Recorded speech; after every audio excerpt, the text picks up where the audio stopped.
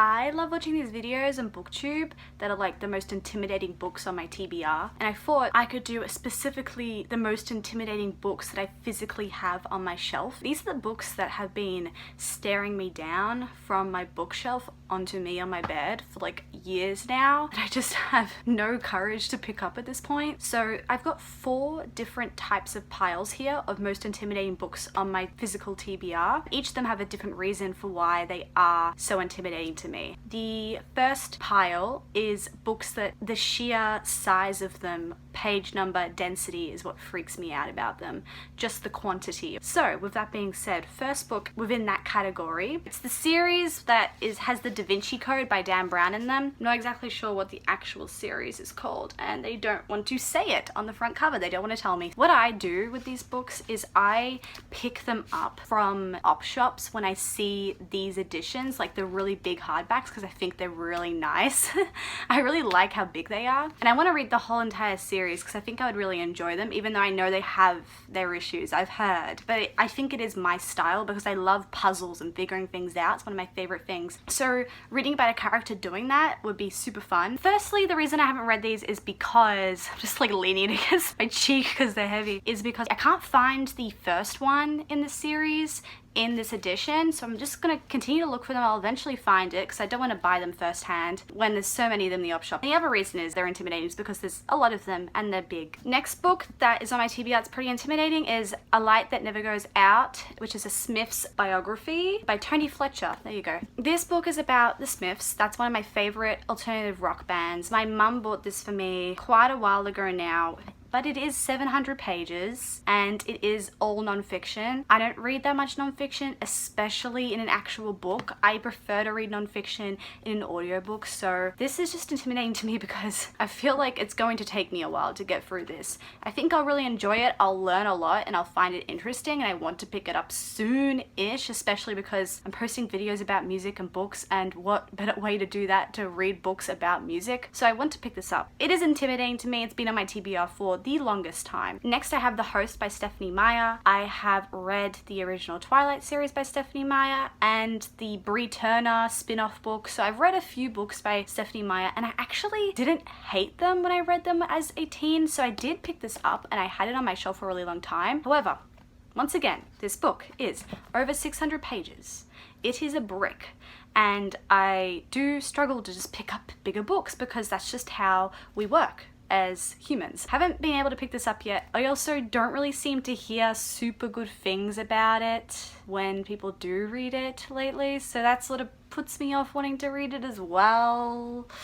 Next, I have Crime by Alex Lambert. This book was given to me as a present from one of my good friends. I feel like I would really like this as well. It's just that it, once again, is a larger non-fiction. Other reason I find this really intimidating is that the whole thing is interviews, I'm pretty sure, about crime. Like, he interviews detectives and people like that. I don't know, just reading a book that's just completely full of interviews. I just am usually a fiction reader, so it just sort of scares me a little bit. Next, I have Wildwood by Colin Malloy. This is a middle grade, but it is over 500 pages. Therefore, it scares me. That's just my rule. Anything over 500 pages scares me a little bit. This video doesn't make me feel as good because it just makes me realize all my shortcomings. Okay, and then the last book that is quite large, and that is the reason why is it intimidating to me, is Seed to Harvest by Octavia E. Butler. This book was given to me by my stepdad. He really enjoyed it, thought I would enjoy it. However, it is over 750 pages.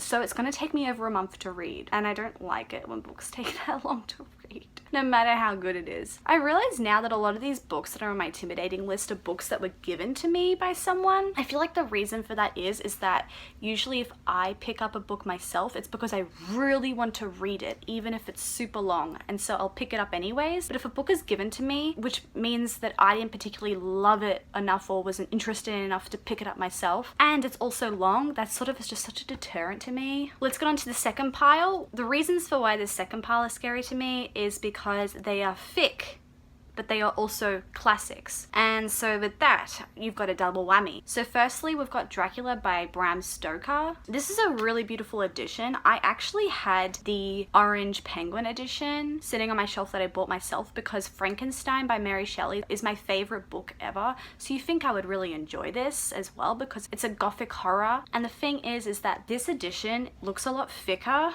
than the orange penguin I have on my shelf. The thing is that I want to read this edition because it's so beautiful. How could I not read this edition? It just looks a bit thicker. It sort of scares me a little bit how big it is. And even though I loved Frankenstein, it was a commitment to read at the time that I read it, just because I find classics to be a bit more of a commitment. That's just how I work. Crime and Punishment by oh god, here we go.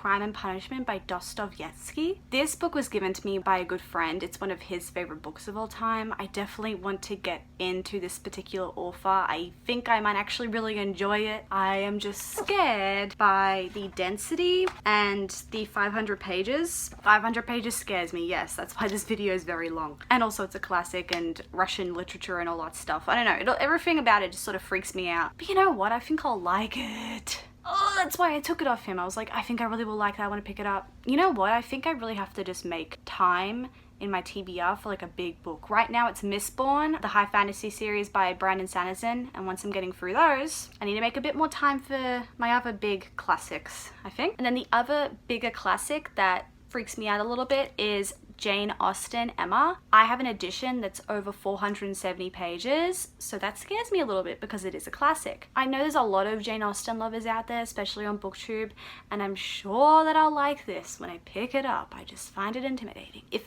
you have read this, or if you had read any other of these books, like let me know if I should pick them up sooner rather than later, because you know they're all sitting there waiting for me to find a reason to read them. The next pile is books that I find intimidating to read for personal emotional reasons. So with that being said, the first is The Shining by Stephen King. The Shining is my favorite horror movie ever and in my top 5 movies of all time. So naturally I find the book really intimidating because I don't want to dislike it. I want to love this book, but I'm so scared to pick it up and hate it or dislike it and for it to ruin the movie for me because the movie's just so near and dear to my heart. We also have The Book Thief by Marcus Zuzak. I have picked this up before and tried to read the first few pages and I absolutely hated it.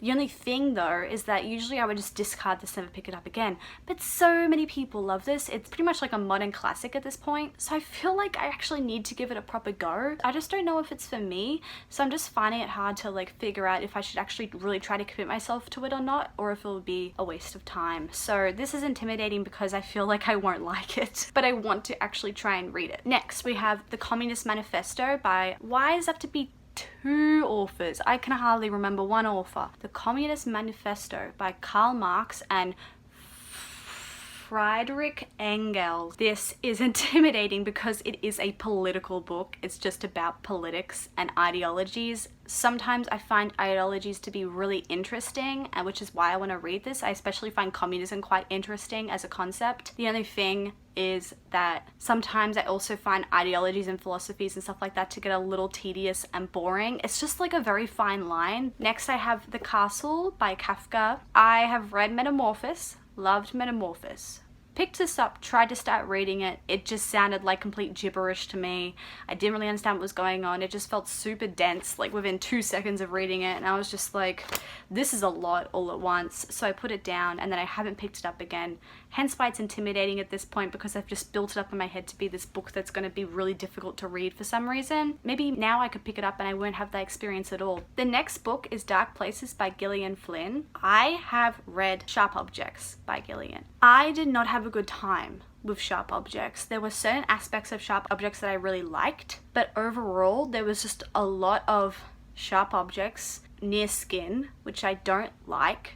It's one of my things that I just can't deal with. And also animal abuse, which I can't deal with as well. So there's just a lot of things in that book that really triggered me and made me have like a anxiety-inducing experience. So after reading Sharp Objects, I had this already because I was excited to read all her books because I love Gone Girl, the movie. I don't know if I should give this all for another shot because I did really love the concept of Gone Girl. And lastly in this pile we have William Wharton's Birdie. This has been on my shelf maybe the longest out of any book ever. I feel like I would really like this book. It seems up my alley. It's about insanity, about like obsession, and it's about a lot of emotion, and it's very intense it seems like. So I feel like I'd really like it. The reason I haven't picked it up is the same reason as The Shining. I just feel like I want to like it so much that I'm scared to pick it up and dislike it. So if anyone's read this, let me know what you think. And lastly, we have my fantasy pile. These are books that are slightly big or just a high fantasy. And fantasy, you're usually committing to a series, and committing to series freaks me out. So with that being said, we have The Assassin's Apprentice by Robin Hobb. I really want to read this series, but I struggle to commit to a series. This would be maybe the next series I go to, or one of the next ones I go to. Along with Aragon by Christopher Palani. I had both of these in one of my TBRs earlier this year, I think for summer, but I didn't pick up either of them just because the fact that they are series and I am going to be committing to multiple books that are on the thicker side and are fantasy. So, you know, these are why these are intimidating and why a few others here are also intimidating. Let's bring them out. Another series that I definitely find intimidating is The Mortal Instruments by Cassandra Clare, especially City of Bones, the first book, because I feel like I'll dislike it because it is YA and I don't usually like YA, but I did pick these books up because I had a lot of people online and offline telling me that you should read it. So I ended up owning quite a few of them actually, and I want to like them.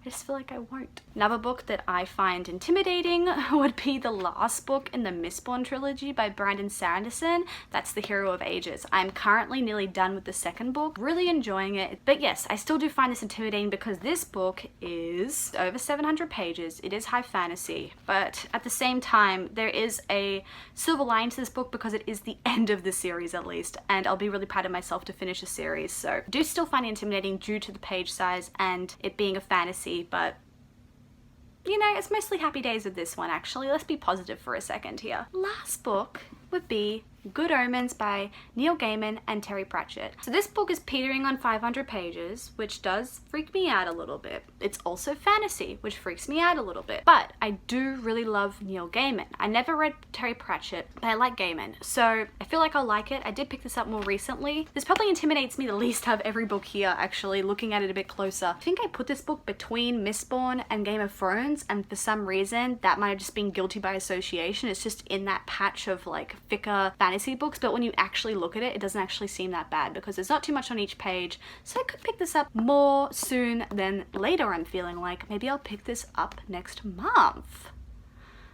Wow, something good to come out of this video. I'm appreciative of that. I'm gonna pick this up next month. Anyway, that is my intimidating books of my physical TBR on my shelf. You could go for a whole other video of all the intimidating books on my actual Goodreads TBR, but we're not even gonna go there because my Goodreads TBR is out of control. Ignoring that, these are the books in my physical TBR that freak me out. But you know what? I'm confronting my fear. Even taking them off the shelf and just talking about them and looking at them and touching them has helped me a little bit with exposure therapy. Maybe I'm feeling slightly better about some of them, and hopefully in the comments you can let me know if there's any books here that you think I shouldn't be so intimidated of and it's actually going to be a really amazing read and I just have to pick it up and do it. So let me know if I should do that with any of these books. Thank you for watching and I'll see you soon.